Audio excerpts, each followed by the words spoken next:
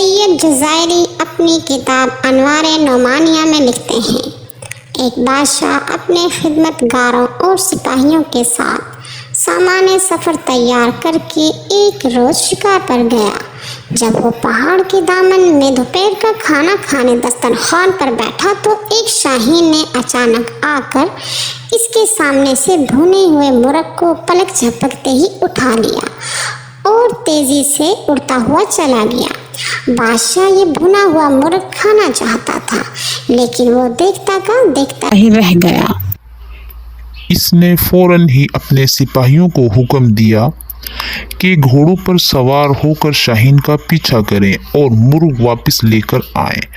فوراً ہی لشکر روانہ ہو گیا، یہاں تک کہ شاہین کا تعاقب کرتا ہوا پہاڑ کے دامن میں جا پہنچا، اور اس کے بعد جب سپاہیوں نے دیکھا کہ شاہین پہاڑ کے دوسری جانب جا چکا ہے تو فوراً ہی یہ سپاہی گھوڑوں سے اتر گئے اور پہاڑ کی بلندی پر جا پہنچے۔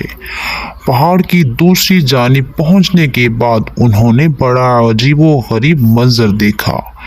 ان کے سامنے ایک شخص تھا جس کے ہاتھ اور پاؤں بندھے ہوئے تھے اور وہ زمین پر پڑا ہوا تھا، اور بھنا ہوا مرغ دسترخوان سے اٹھا کر لانے والا وہ شاہین بڑے مزے سے اس شخص کی مہمان نوازی کر رہا تھا۔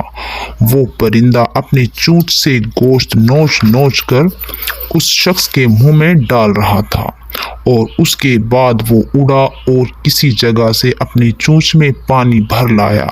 پھر اس نے وہ پانی بھی اس شخص کو پلا دیا۔ سپاہی اس شخص کے قریب پہنچے اور اس کے ہاتھ پاؤں کھول کر پوچھا کہ یہ کیا ماجرا ہے، تو اس نے سپاہیوں کا شکریہ ادا کرتے ہوئے بتایا، میں ایک تاجر ہوں، تجارت کے سلسلے میں اپنا مال و اسباب لے کر جا رہا تھا کہ اسی راستے میں ڈاکوؤں کا سامنا ہو گیا اور وہ میرا مال و اسباب لوٹ کر لے گئے۔ وہ چاہتے تھے کہ مجھے قتل کر دیں، لیکن میں نے ان سے التجا کی کہ مجھے جان سے نہ ماریں۔